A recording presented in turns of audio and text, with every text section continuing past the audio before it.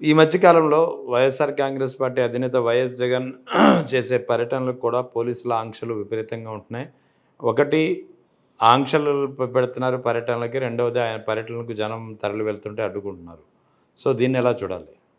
ఒకటి వైఎస్ఆర్ కాంగ్రెస్ పార్టీ రాష్ట్రంలో మొత్తం అంటే మామూలుగా ఓటు శాతం 40% ఓటు శాతం ఉన్నటువంటి వైఎస్ఆర్ కాంగ్రెస్ పార్టీ జగన్మోహన్ రెడ్డి గారికి ఆదరణ, అభిమానాలు ఎక్కువ ఉన్నటువంటి నాయకుడు దేశంలోనే.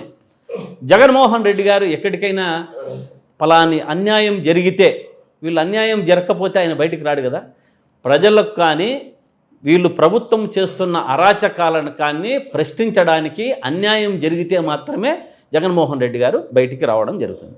వారు బయటికి వస్తే జనము తండోపతండాలుగా, అంటే వైఎస్ఆర్ కాంగ్రెస్ పార్టీ శ్రేణులు కానీ ప్రజలు కానీ జగన్మోహన్ రెడ్డి గారి సందేశాన్ని వినాలని, జగన్మోహన్ రెడ్డి గారిని చూడాలని ఒక ఆతృత, ఒక అభిమానంతో ముందుకొస్తారు. అది ఈ కూటమి ప్రభుత్వం తట్టుకోలేకపోతుంది. అంటే మనకున్నది 8%, కదా, 6%, 8%. ఈ గ్యాప్లో ఇప్పటికే ఆల్మోస్ట్ ఆల్ ఒక 15-20% అధిగమించినాము. ప్రజల పక్షాన నిలబడుతూ ముందుకు వస్తున్నాము. దీన్ని జీర్ణించుకోలేకపోతుంది కూటమి ప్రభుత్వం. అందుకని ఆంక్షలు, అందుకని పోలీసులతో ఇష్టానుసారం శాంతి భద్రతలు కరువయ్యాయి రాష్ట్రంలో. పోలీసులను విచ్చలవిడిగా వారి స్వప్రయోజనాల కోసం వాడుకుంటున్నారు అన్నది వాస్తవం. ఇది ప్రజలంతా కూడా తెలుసుకున్నారు. కాబట్టి జగన్మోహన్ రెడ్డి గారికి ఈ యొక్క ఆంక్షలు మీరు ఎన్ని పెట్టినా, పోలీసులతో మమ్మల్ని అందరినీ అక్రమ అరెస్టులు చేసినా, ప్రతి ఒక్కరిని కూడా ఏ చేసినా వారికున్న ఇమేజ్ రాష్ట్రంలో తగ్గదు. మీరు చేసినంత దినదినాలు ప్రభుత్వం ముందుకు పోతుందే తప్ప తగ్గదనేది వీళ్ళు మూర్ఖత్వము తగ్గుతుందనడంలో, మమ్మల్ని అరెస్ట్ చేసి ఇటువంటి కార్యక్రమాలు చేయనీకపోవడం వల్ల వీరి మూర్ఖత్వము అని తెలుగుదేశం. అయితే నిన్న దేవరపల్లిలో పొగాకు రైతుల ఇష్యూని అడ్రస్ చేయడానికి వైఎస్ జగన్ పర్యటించారు దేవరపల్లి ప్రాంతంలో. ఈ సందర్భంగా అక్కడ జనం చూస్తే జనం నీరాజనాలు పలికారు. నిజంగానే ఎందుకంటే గోదావరి జిల్లాలో జరిగిన పర్యటన, గోదావరి జిల్లాలో 34 నియోజకవర్గాల్లో వైఎస్ఆర్ కాంగ్రెస్ పార్టీ మొన్న జరిగినటువంటి ఎన్నికల్లో ఒక్క నియోజకవర్గం కూడా నెగ్గలేదు. మొత్తం అన్నీ ఓడిపోయినటువంటి పరిస్థితి. అటువంటి గోదావరి జిల్లాలో దేవరపల్లిలో, అది కూడా కమ్మ సామాజిక వర్గం కాస్త బలంగా ఉన్నటువంటి, కమ్మ సామాజిక వర్గంతో పాటు కాపు సామాజిక వర్గం బలంగా ఉన్నటువంటి కాన్స్టిట్యున్సీ అది. మేబీ గోపాలపురం ఎస్సీ రిజర్వ్డ్ అయినప్పటికీ ఓటింగ్ పరంగా చూస్తే ఈ రెండు కాస్త బలమైనటువంటి సామాజిక వర్గాలు. అటువంటి చోట్ల గోదావరి జిల్లాలో ఇంత పెద్ద ఎత్తున సందోహం కనిపించి, జన సందోహం అనే కంటే నేనైతే జన ప్రవాహం అంటాను. ఎలా చూడాలి ఈ పరిణామం? దీన్ని రానున్న రాజకీయ పరిణామాలకు ఇదేమైనా మార్పుగా పరిగణించవచ్చు? తప్పకుండా. ఇది మీరు అన్నట్లు జన ప్రవాహమైన, జన సంద్రమైన, జన సందోహము, ఇవన్నీ ఎన్నైనా పెట్టుకోవచ్చు. కానీ ఒక్క పొగాకు రైతులే కాదు, గతంలో చూసాం, మిర్చి రైతులైనా, టమోటా రైతులైనా, మామిడి రైతులైనా, ఏ ఒక్క రైతుల పక్షాన కూడా జగన్మోహన్ రెడ్డి గారు పోతూనే వస్తున్నారు. పోయినప్పుడంతా కూడా వారిని పరామర్శించడానికి కానీ, వారికి న్యాయం చేయాలని ప్రభుత్వంను కోరడానికి పోతూనే వస్తుంటే కూడా వీరు ప్రభుత్వం వీరికి చెవులో కదా సీసం పోసినట్టుంది. అంటే ఎంత మనము చెప్పినా కూడా వారు చేసే పరిస్థితుల్లో లేరు. కాబట్టి నిన్నటువంటి పొగాకు రైతుల్లో అటువంటి పరిస్థితుల్లో అన్ని సామాజిక వర్గాలు జగన్మోహన్ రెడ్డి గారికి ఎప్పుడూ కూడా ఆయన మతం చూడడు, ఆయన ప్రాంతం చూడడు, ఆయన కులం చూడడు. అన్నీ ఇప్పుడు మీరు అన్నారు అక్కడ ఏ సామాజిక వర్గం ఎక్కువ ఉందని. కాపు సామాజిక వర్గం ఉన్నా, రెడ్డి సామాజిక వర్గం ఉన్నా, నాకు తెలిసి అట్లీస్ట్ ఇప్పుడు కమ్మ సామాజిక వర్గం ఉన్నా కూడా వారందరూ కూడా జగన్మోహన్ రెడ్డిని అభిమానించే పరిస్థితి, జగన్మోహన్ రెడ్డి వైపు నడిచే పరిస్థితి. ఎందుకంటే ఈ రాష్ట్రంలో ఇప్పుడు జరుగుతున్నటువంటి గత 2 ఏళ్లుగా జరుగుతున్నటువంటి డైవర్షన్ పాలిటిక్స్, ఈ 2 ఏళ్లుగా జరుగుతున్నటువంటి అసమర్థ పాలన, ఈ 2 ఏళ్లుగా జరుగుతున్నటువంటి ఏమీ చేయలేక, ఆడలేక, మధ్యల మీద పడుతూ ప్రతి ఒక్కరోజు నిత్యము డైవర్షన్ పాలిటిక్స్తో ఉన్నది నిమగ్నం అయిపోయింది ఈ ప్రభుత్వం.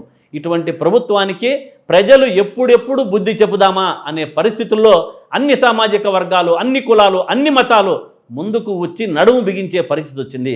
అందుకనే ఆ జన సముద్రం, దాంట్లో ఎటువంటి డౌటు లేదు.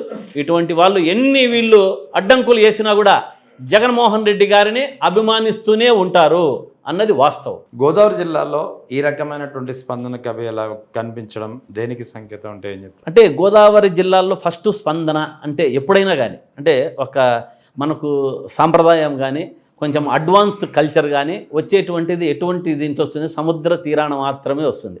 బాగా గుర్తుపెట్టుకోవాలి.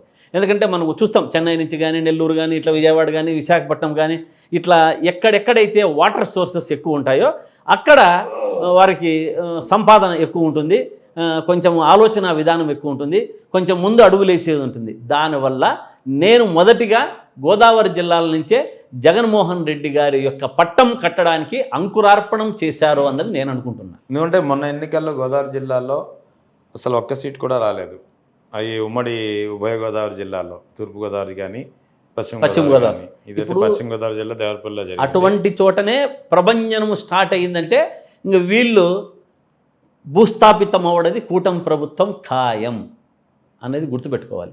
ఎందుకంటే మీరు ఇంతకుముందు కాపు సామాజిక వర్గం గురించి ఎత్తారు, పవన్ కళ్యాణ్ గారి గురించి ఏదో కాపు సామాజిక వర్గం అనుకుంటున్నారు, కానీ ఇప్పుడు కాపు సామాజిక వర్గం అంతా కూడా పవన్ కళ్యాణ్ గారికి వ్యతిరేకంగా ఉంది.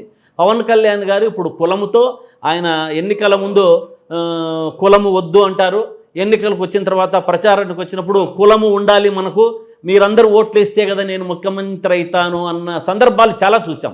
అతను ఓ పక్క కులం వద్దుంటేనే కులం కావాలంటాడు, ఓ పక్క రాజ్యాంగం అంటాడు, ఒక పక్క నేను నాస్తికున్నంటాడు, ఒక పక్క ఆస్తికున్నంటాడు, ఓ పక్క ఆస్తి లేదంటాడు. కానీ ఇటువంటి పవన్ కళ్యాణ్ గారు కూడా రాష్ట్ర ప్రజలు కానీ కులము కానీ ఎవరు నమ్మే పరిస్థితుల్లో లేరు.